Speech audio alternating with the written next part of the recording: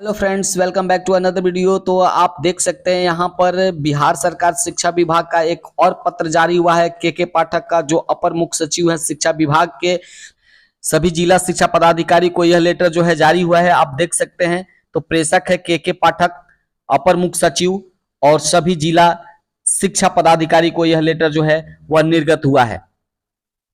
तो फ्रेंड्स आप यहाँ पर देख सकते हैं, सबसे पहले विषय को देखा जाए तो विषय यहाँ पर आप देख सकते हैं कि प्रखंड स्तर पर बीपीएमयू की स्थापना एवं प्रखंड शिक्षा पदाधिकारी के कर्तव्य एवं दायित्व के संबंध में बीपीएमयू ब्लॉक प्रोजेक्ट मैनेजमेंट यूनिट की स्थापना करना और प्रखंड शिक्षा पदाधिकारी के कर्तव्य और दायित्व के संबंध में ये के पाठक का लेटर जो है सभी जिला शिक्षा पदाधिकारी को है। तो चलिए चलते हैं, फटाफट पढ़ते हैं कि क्या इस लेटर में है। तो महाशय, आप अवगत हैं कि विभाग द्वारा प्रखंड स्तरीय शैक्षिक प्रशासन को सुदृढ़ करने पर जोर दिया जा रहा है। आप अवगत हैं कि वर्तमान में प्रतिदिन 40,000 विद्यालयों का निरीक्षण किया जा रहा है। इसके अनुसार एक विद्यालय का सप्ताह में 3 बार निरीक्षण हो रहा है, यानी कि एक विद्यालय का सप्ताह में कम से कम 3 बार निरीक्षण करने की बात यहाँ पर के पाठक के द्वारा लेटर में इंगित किया गया है। उसके बाद पिछले 10 सप्ताह से चल रही व्यवस्था को शिक्षक और छात्रों की उपस्थिति में काफी सुधार हुआ है।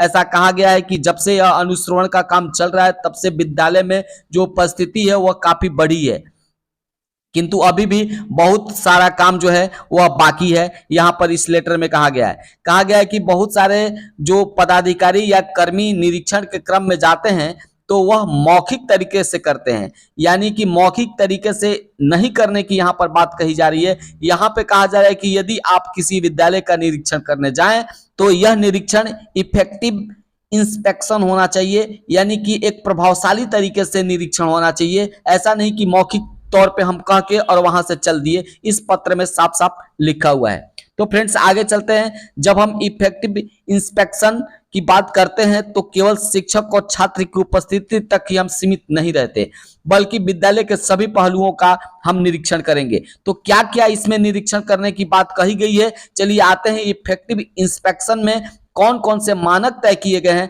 तो सबसे पहले हम देखते हैं यहाँ पर मानक। सबसे पहला नंबर पे आप देख सकते हैं, जब कोई अधिकारी कर्मी विद्यालय में जाए तो सबसे पहले विद्यालय के सभी कमरे में ताला खोलकर परिसर का निरीक्षण जरूर करे।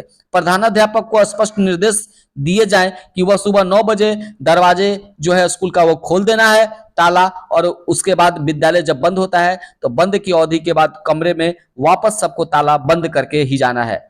उसके बाद यहाँ पर देखिए तो यहाँ पर एक लेटर भी निकल चुका था इस मामले में कि छात्रों से जो है विद्यालय के ताला नहीं खुलवाना है। तो अब हम यहाँ पर देखते हैं दूसरा नंबर में फ्रेंड्स, तो 2 नंबर में है कि विद्यालय में साफ सफाई ठीक से हो रही है या नहीं। शौचालय, कक्षाओं, फर्नीचर, लैब, लाइब्रेरी की साफ सफाई हुई है या नहीं, यानी कि सारे चीजों को एक्टिवेट कर दिया गया है। शौचालय हो, कक्षा हो, फर्नीचर हो, लैब हो, लाइब्रेरी हो, तो सबको यहाँ पर फ्रेंड्स, यहाँ पर सबको जो है साफ सफाई दुरुस्त आपको चाहिए, ये हेडमास्टर का कर्तव्य है। तो यहाँ पर यह मानक तय किए गए हैं। तो फ्रेंड्स अगला चलते हैं, तो लैब लाइब्रेरी कार्यरत है या नहीं। बहुत सारे स्कूलों में देखा गया था कि लैब और लाइब्रेरी तो हैं लेकिन उनका कोई कार्य नहीं है, जिसके चलते उनकी जो सामान रखा हुआ है वो खराब हो रहा है। तो यहाँ पर लैब और लाइब्रेरी को स्टार्ट करने के लिए कहा गया है, लेकिन हम कहना चाहेंगे कि ये लैब और लाइब्रेरी तभी सुचारू रूप से चल सकते हैं जब इसमें कोई भी शिक्षक को प्रशिक्षण मिलेगा। तो प्रशिक्षण सबसे जरूरी है और सरकार को चाहिए कि लैब को चलाने के लिए कोई ऐसी लैब नहीं चलता, लैब को चलाने के लिए एक प्रशिक्षित शिक्षक होना चाहिए, उसका प्रशिक्षण होना चाहिए। तो फ्रेंड्स आगे बढ़ते हैं, 4 नंबर पे देखते हैं। 4 नंबर पे सरकार द्वारा भेजे गए विभिन्न उपकरण किट, FLN किट और NCERT किट जो है वह खेल हेतु भेजे गए सामग्रियों का प्रतिदिन इस्तेमाल होता है कि नहीं। तो ऐसा देखा गया था कि किसी स्कूल में के पाठक एक शिक्षक को डांट रहे थे और कह रहे थे कि आपका जो है खेल का सामान अभी तक निकला हुआ नहीं है, तो आपने इसको खिलाया कैसे। तो यानी कि जो भी सामान मिला है उसको बक्से में बंद नहीं करना है, बल्कि उसको बच्चों के लिए खोल देना है। जो भी खेल का सामान है, चाहे जो सामान वहां से मिलता है किट, उसका उपयोग करना है पर डे। तो फ्रेंड्स आगे बढ़ते हैं, यहाँ पर 6 नंबर पे फटाफट देख लेते हैं। प्रत्येक माह में अंत में मासिक परीक्षा और प्रत्येक सप्ताह टेस्ट, यानी कि प्रत्येक सप्ताह टेस्ट 10 नंबर का लेना है, मासिक परीक्षा जो है 50 नंबर का लेना है, और होमवर्क दिया जा रहा है नहीं, ये भी चेक करने को निरीक्षण के क्रम में ये भी चेक किया जाएगा कि होमवर्क दिया जा रहा है कि नहीं, साप्ताहिक टेस्ट हो रहा है कि नहीं, मासिक टेस्ट हुआ है कि नहीं। फ्रेंड्स अगला 6 नंबर में देखिए, विद्यालय में कितने प्रकार के खाते हैं और उनमें कितनी राशि है और इसकी स्थिति अभी तक क्या है, इसके बारे में भी जानकारी लेना है। 7 नंबर में देखिए, तो यहां अंत में वो जब उपरोक्त बिंदुओं पर काम पूरा कर लिया जाए तो शिक्षक और छात्र की उपस्थिति के आंकड़े संग्रहित किए जाएंगे। 8 नंबर पे, यदि परिसर में कोई निर्माण हो रहा है तो यह देखा जाए कि यथासंभव वर्टिकल हो। यह ध्यान रखा जाए कि यथासंभव खेल का मैदान, प्रार्थना मैदान में ताबड़तोड़ भवन, कमरे बनाकर विद्यालय में ग्रीन एरिया, ब्राउन एरिया को खराब नहीं किया जाए। तो फ्रेंड्स आगे बढ़ते हैं।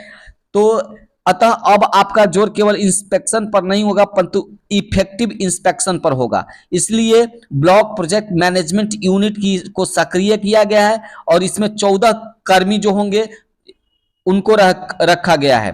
तो चलिए फटाफट देखते हैं। तो फ्रेंड्स प्रखंड शिक्षा पदाधिकारी के कार्यों के संबंधित जो चेकलिस्ट है वह इसको देखते हैं। तो पहला है कि प्रखंड स्तर पर 14 सदस्य कर्मी जो है बीएमपीयू के सदस्य होंगे, सक्रिय सदस्य होंगे, जिसमें आप देख सकते हैं कौन कौन है। तो इसमें आपके प्रखंड शिक्षा पदाधिकारी, प्रखंड परियोजना प्रबंधक, प्रखंड साधन सेवी होंगे, मुख्य साधन सेवी होंगे, लेखा सहायक होंगे, डाटा एंट्री होंगे, ऑपरेटर होंगे, कंप्यूटर ऑपरेटर होंगे, आदेशपाल होंगे। तो ये सारे जो है वह सदस्य होंगे, 14 जो सदस्य हैं।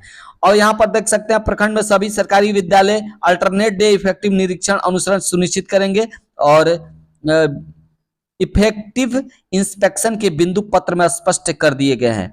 यहाँ पर तालीमी मरकज और शिक्षा सेवक का रोज हाजिरी बनेगा।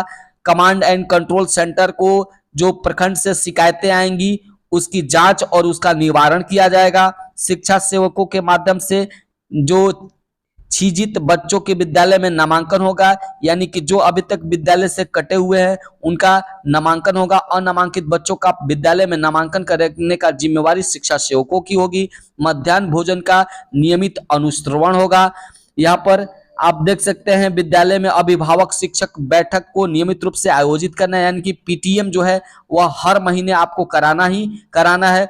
यहाँ पर देख सकते हैं छात्रों में डिस इनरोलमेंट करना है। जो लोग सरकारी विद्यालय में नाम केवल लिखवा देते हैं और निजी विद्यालय में पढ़ाते हैं उनको जो है नामांकन को रद्द करना है। 15 दिन तक लगातार यदि वो एब्सेंट रहते हैं तो नामांकन रद्द करना है। यहाँ देखिए विद्यालय का कूड़ा कचरा, स्क्रैप आदि का मूल्यांकन कर उसे नीलामी कराना है। तो यहाँ पर कचरा को किसी रूम में दबा कर नहीं रखना है बल्कि इसको नीलामी कराना है। उसके बाद जिन विद्यालय में आईसीटी लैब है, कंप्यूटर लैब है, उनको शिक्षा होती है कि नहीं इसकी जांच करना है और जो निरीक्षण प्रतिदिन हो रहे हैं उसको इस शिक्षा कोर्स पे लोड करना है। तो फ्रेंड्स आप समझ गए होंगे कि ये जो लेटर निकला हुआ है वो पूरे तरीके से स्कूल को चुस्त और दुरुस्त करने के लिए के पाठक का लेटर जो है सभी जिला शिक्षा पदाधिकारी को लिखा गया है। प्रखंड शिक्षा पदाधिकारी के ऊपर जिम्मेवारी दी गई है कि अपने प्रखंड में जितने भी विद्यालय हैं उनका सुनिश्चित करें कि जो इंस्पेक्शन हो रहा है वह इफेक्टिव इंस्पेक्शन के अंतर्गत होना चाहिए। यदि आज का वीडियो अच्छा लगे तो प्लीज इस वीडियो को लाइक करिएगा और यदि मेरे चैनल पर नए हैं तो चैनल को जरूर सब्सक्राइब करिएगा। धन्यवाद।